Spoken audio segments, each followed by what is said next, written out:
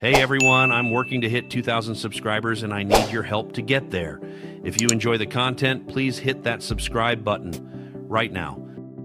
Faithful, sometimes the most revealing stories aren't the loud ones. They're the quiet signals hiding underneath the surface, the kind of details that tell you where real confidence lives inside a building and where genuine concern still lingers.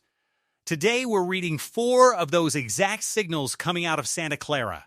A rookie drafted earlier than expected is already entering real awards conversation. A familiar face remains available on the open market, keeping reunion speculation alive. And 2 quiet competitions could genuinely reshape this offense before September even arrives. Let's break all of it down. The draft pick that raised eyebrows. And why it might be smarter than it looked. Let's start with the move that genuinely caught people around the league off guard on draft night. San Francisco used the 33rd overall pick, their first selection of this year's draft, on Dejon Stribling. He was only the 6th receiver actually taken in that draft, yet CBS Sports had him ranked 19th overall at the position heading into the process. That gap between where he was drafted and where outside evaluators had him ranked genuinely explains the reaction across the league. But inside Santa Clara specifically, it may reveal something considerably more interesting. John Lynch and Kyle Shanahan simply refused to wait for outside consensus to catch up to a player they clearly wanted. CBS Sports analyst Jordan Dajani has already named the 23-year-old rookie one of his 4 Offensive Rookie of the Year sleepers. To be clear, that doesn't suddenly make Stribling a favorite for the award, and it doesn't automatically lock down his role in the rotation either. Mike Evans and Ricky Pearsall project as the starting outside receivers, while Christian Kirk should work his way into the mix, most likely operating primarily out of the slot. On paper, that path looks genuinely crowded. But here's the thing worth remembering. July depth charts and real, sustained availability across an entire NFL season are 2 very different things, especially with this specific group. Evans played just 8 total games last season due to hamstring and collarbone injuries. Pearsall has already missed 14 games combined across his first 2 NFL seasons, and Juwan Jennings departed in free agency this offseason. Put those specific pieces together, and the Stribling pick no longer looks purely like a luxury selection. It starts looking like genuine insurance, real succession planning, and a possible accelerator for playing time, all rolled into one.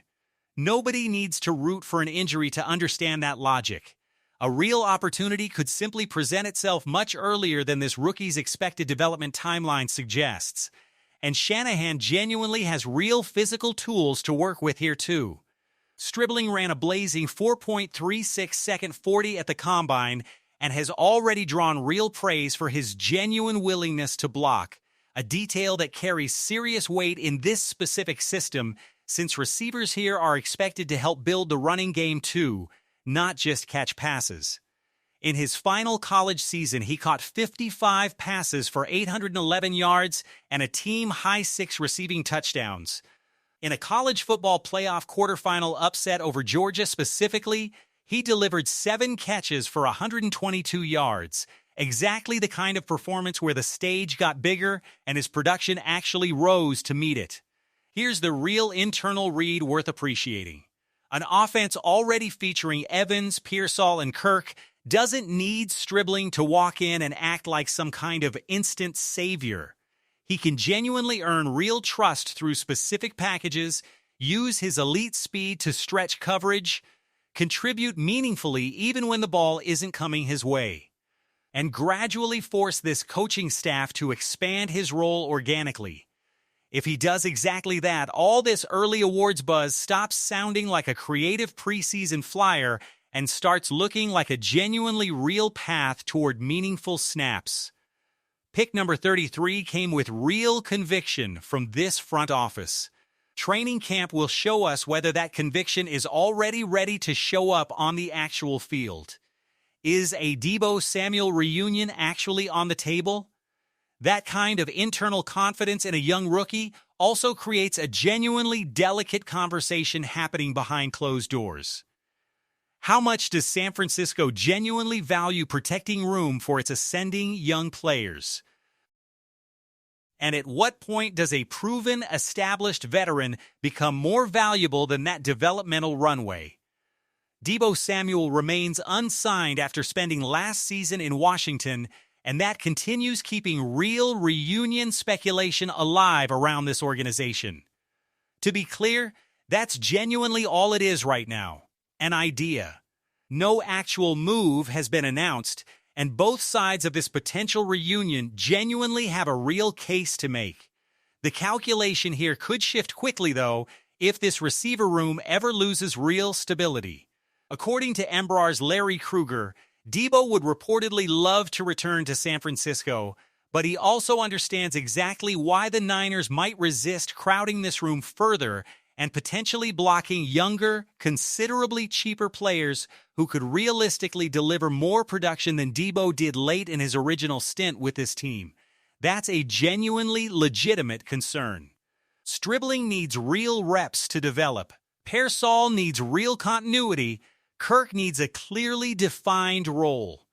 Adding another major veteran name would affect considerably more than just the payroll.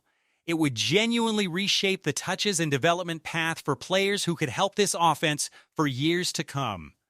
But look a little closer, and that apparent depth can genuinely fool you.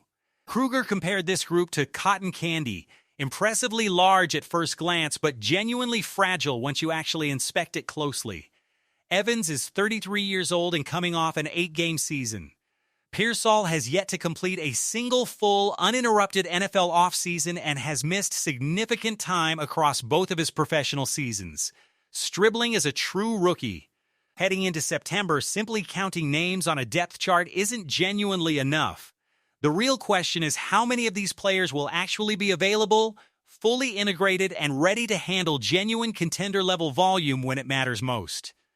At 30 years old, Deebo doesn't need to be sold as some exact copy of his legendary 2021 All-Pro form, when he scored 14 total touchdowns and was among the most destructive players in all of football.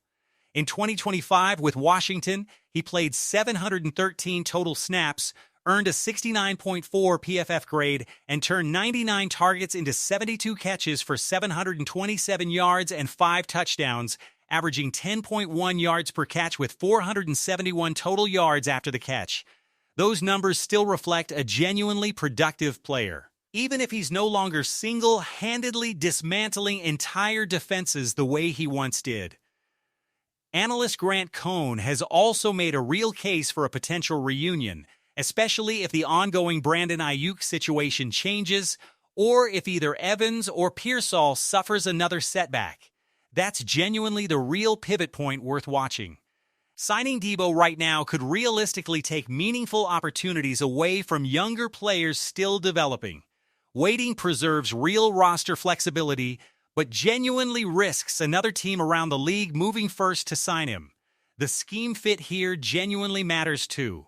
Shanahan already knows exactly how to manufacture touches for Deebo specifically.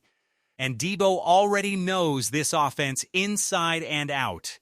That kind of familiarity would carry real, immediate value if an actual need suddenly emerged during camp or once the season begins. The honest, balanced read here is fairly simple. Don't shut this door out of pure pride, but don't fling it open purely out of nostalgia either. This front office should genuinely view Deebo as a real contingency plan, not an attempt to artificially recreate 2021. If this receiver group stays genuinely healthy and Stribling earns real playing time organically, protecting those young player reps makes complete sense. But if that depth starts genuinely disappearing due to injury, that calculation changes quickly. A reunion isn't officially on the table right now, but keeping that phone line open genuinely makes sense given the circumstances. The camp battle fans actually care about most while everyone's watching the receiver room closely. There's another competition that could genuinely define this entire offense sitting just a few steps in front of Brock Purdy.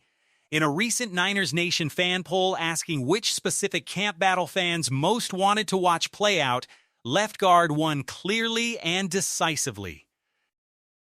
Safety, third linebacker, and the fourth receiver spot all matter too, and so does the genuine race to back up Christian McCaffrey, with Jordan James and Kalen Black both expected to handle real work throughout August.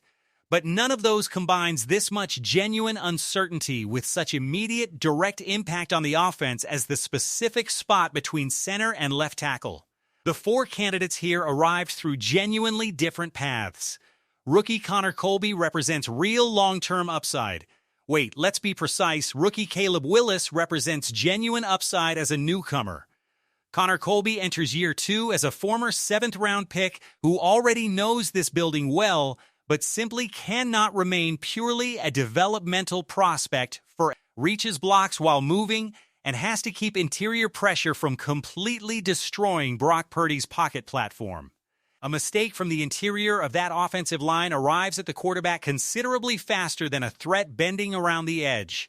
It shrinks the pocket, blocks the quarterback's vision downfield, and can kill play-action concepts before Christian McCaffrey even has the chance to influence opposing linebackers. There's also another layer worth understanding here, one that usually only becomes fully clear once the season actually starts. Whoever wins this job in September may not necessarily be the same player still holding it in November or December.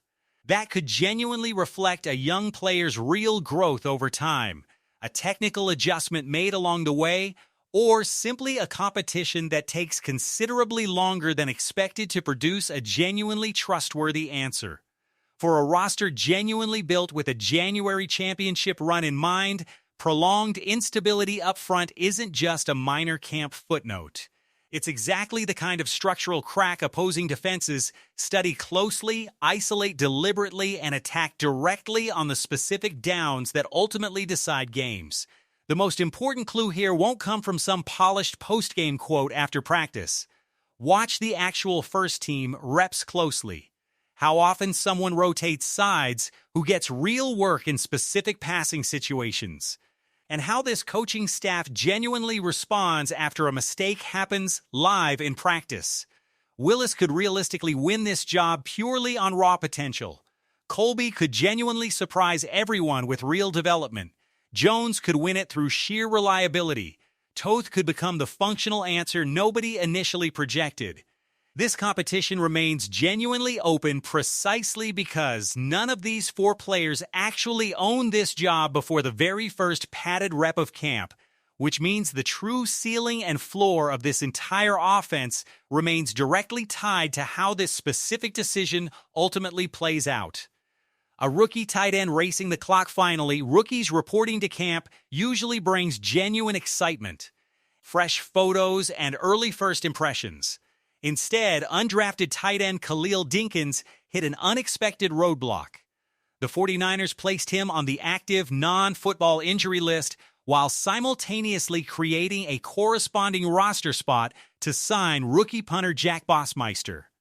Dinkins' specific injury hasn't been publicly disclosed. That active designation keeps him formally connected to this roster and allows him to return once he's fully cleared. But every single practice he misses right now genuinely cuts into the limited time he has to convince this coaching staff before final roster cuts arrive. The timing here makes this situation even more genuinely sensitive. George Kittle is still recovering from the torn Achilles he suffered back in January. Jake Tonjes and Luke Farrell appear to be the clearly established options behind him on the depth chart, which leaves Dinkins fighting for a roster spot considerably further down the pecking order. An undrafted rookie genuinely has to build real value quickly, fully understand his assignments, hold up as a genuine blocker, offer something real in the passing game, and become genuinely useful on special teams too. Watching these opening days of camp from the sideline takes away exactly the kind of opportunities that pure raw potential simply cannot replace on its own. There's genuinely no reason to invent a diagnosis here when this organization hasn't actually provided one. But there's also no pretending the clock has simply stopped either. Names like Braden Willis and Hayden Rucci should genuinely receive longer looks once the full veteran roster reports later this month. Every single extra rep those players get represents another real chance to claim exactly the kind of role Dinkins originally hoped to pursue for himself. This might end up being a short, genuinely manageable absence. It might also cost him meaningful ground in this competition. How quickly he returns and exactly what he does once he actually reaches the field again will ultimately determine which direction this particular story takes. On the other side of that roster transaction sits Jack Bossmeister. Born in Australia, he wasn't able to sign immediately following April's draft due to real visa complications. His signing now suggests that specific barrier has finally been cleared, and it genuinely adds real competition at the punter position too. That connects this entire update to something considerably bigger than a simple roster move at the very bottom of the depth chart. Training camp is exactly where every single margin gets tested, including field position, overall consistency, and the ability to execute a genuinely specialized job under real pressure. Wrapping it up, so there you have it, faithful, a rookie receiver in Dejon Stribling already generating real national awards buzz, with a genuine path to meaningful playing time given this receiver room's injury history. A Deebo Samuel reunion that remains purely speculative right now, but genuinely worth watching if this receiver depth starts looking shakier as camp unfolds. A left guard competition that fans have clearly identified as the single most important camp battle on this entire roster. And a rookie tight end in Khalil Dinkins racing against the clock to make sure a slow start to camp doesn't cost him his entire opportunity. Put all four of these stories together, and you see a front office genuinely balancing real confidence with real precaution at every turn. So tell us, which of these internal situations do you think John Lynch needs to monitor most urgently? Drop your thoughts down in the comments, share this video, and stay with us as we keep tracking every signal coming out of Santa Clara.